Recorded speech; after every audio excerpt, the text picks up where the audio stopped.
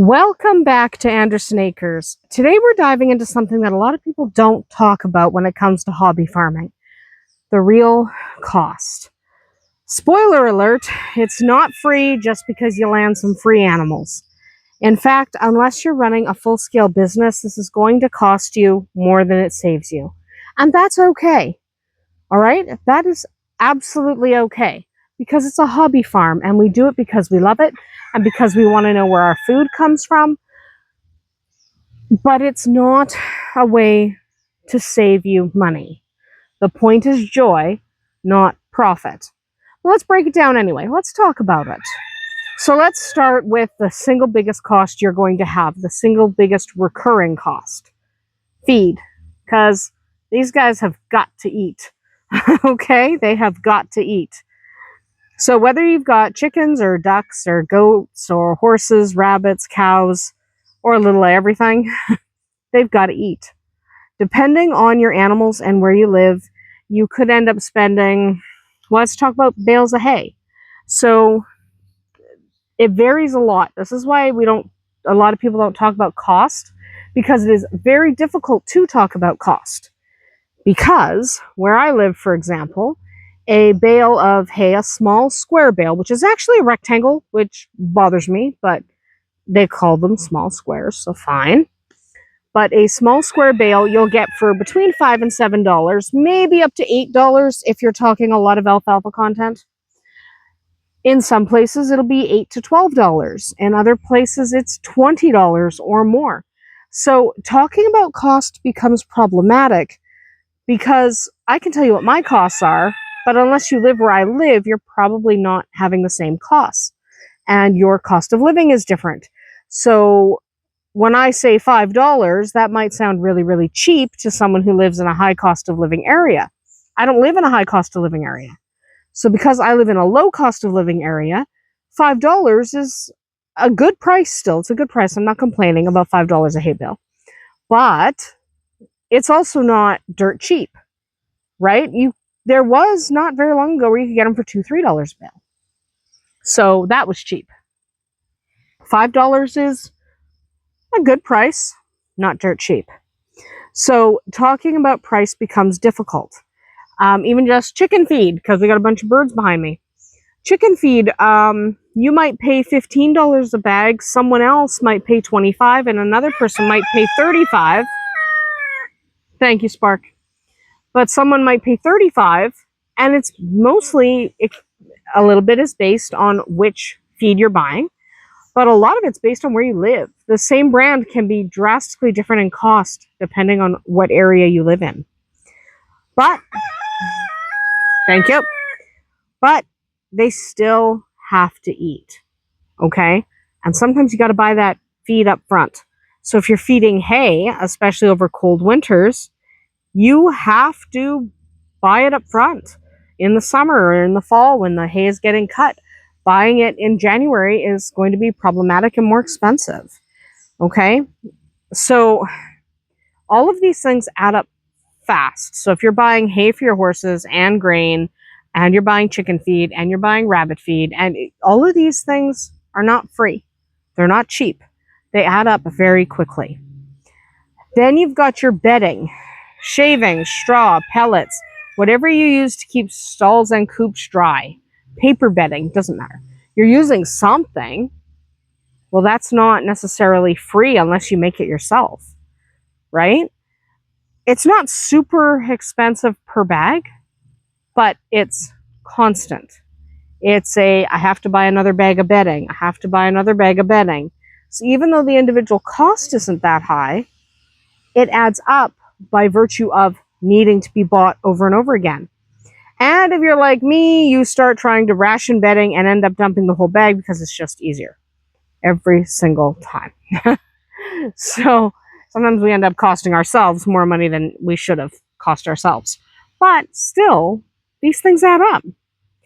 Now let's talk infrastructure. Fencing, shelters, gates, buckets, waterers, heat plates, and let's not forget incubators and the endless repairs.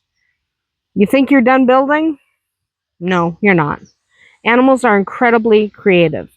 They will find the weak spot and they will test it daily. So budget for repairs, the tools, the 5 extra gate latches that you didn't think you'd need, the 18 rolls of wire because you didn't measure and you thought 4 rolls would do it because you literally thought it was gonna, it's 400 feet and it's like, oh, that's not 400 feet. It's 1,200 feet. So yeah, we all do it. We all do it. We all go, I'll just get 1 roll. Oh, I needed 6. Whoopsie. We all do it. It happens all the time. So things are always going to cost more than you think they cost. And then the thing everyone dreads, vet bills. Even hobby farms need a vet. Okay? Sure, you can learn a lot of the basic care on your own, and you should. I mean, you should be able to treat a scrape without having to call your vet, right? But sometimes you do need a vet. And when you do need a vet, you really need a vet. Like if I call a vet for the horse, it's because I think he's going to die. Okay? So when you need the vet, you need a vet. And you need a vet. First of all, you've got to find a farm vet. Shadowfax is talking because he heard me say horse. But first of all, you've got to find a farm vet. Then you've got to find a farm vet that'll actually come out in an emergency. Okay? Because some farm vets, they don't even return your phone calls on time. And it's not just farm vets. Some people are that way. So sometimes you'll find a vet and they're not too far away from you and they're not expensive. But when you call them, it takes them 2, 3, 4 days to get back to you. Well, by then, an emergency is done. And usually for the worse. So how much does that cost? Well, it depends on your area again, but a farm call out could be a base fee of just $100. Just his fee, his basic fee, plus his gas, his call out fee. And then you have, if it's an emergency visit, it could be double or triple that, especially if it's after hours, especially if you're asking him in the middle of the night. And then you have to pay for the medications and the vaccines and the parasite control. All of that also adds up, okay, to a ridiculous degree. And no, you're not going to get a discount just because you have only a few animals. In fact, you're likely to pay more per animal the fewer animals you have. Because a lot of the vets will treat an entire herd or an entire flock of chickens, for example, for one set price. Well, that means if you have a small flock, you're paying a higher per bird, a higher price per bird than if you had a larger flock. That's just the way it is. And then we get to the buying animals. These guys are not that expensive, it seems like, but it adds up. A few chicks here and a goat or 2 there, and then you buy yourself a mini horse, and then you got a cow, and you're like, what the heck? How much did I spend? Even if they're free, we all have seen, oh, I'm giving away a free horse. Yeah, free horse. Yeah, free. Right?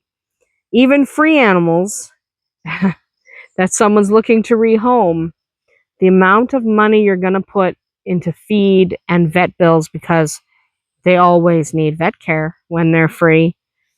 They're not free. They're just making someone else's problem your problem. Okay? There is no such thing as free farm animals. So here's the truth. You're probably not going to break even. It's just the way it is. You might sell some eggs, and we do. We sell eating eggs, and we sell chicks. We sell bunnies. We've sold our puppies this year. We don't really sell the kittens. They go to barn homes that need them from people who can't get kittens from shelters, because most of our shelters won't adopt outdoor cats. So most of those barn cats is a very small, tiny little nominal $20 fee for them. So we're not making money there, but I mean, okay, we sold puppies and we sold chicks and we sold bunnies. If we compare how much we made in selling the animals and selling the hatching eggs, and I add in how much hay I just bought for Shadowfax, no. Okay? Most of the time, it doesn't even come close to covering the actual cost.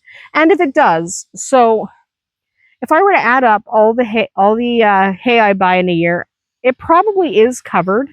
by the animals I sell. Let's be honest. I mean, I don't keep those kind of columns, but it's not like, well, selling one bunny is 8 bales of hay or something. I don't do that. But it might cover the hay, but it doesn't cover the fencing. It doesn't cover the bedding. It does not cover the vet costs. You're probably going to end up behind. And that's okay, because most of us are doing it for the love that we have for the critters. And thank you. And for the joy of knowing where some of our food came from, right? We like it. For the peace of the early morning feedings and the joy of the baby animals and the satisfaction of building something with our own 2 hands.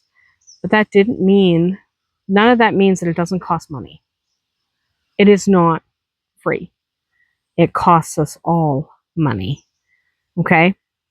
So don't go into this thinking you're going to make a buck, because there are some who can. Like, there have been years where we turned a profit where I spent virtually nothing, but still sold baby animals and chicks and hatch and eating eggs and stuff like that. There have been some years where we turned a profit. A lot of years, no. It's just the way it is.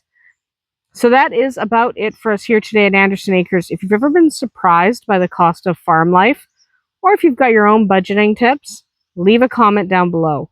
Thanks for watching, and we'll see you tomorrow.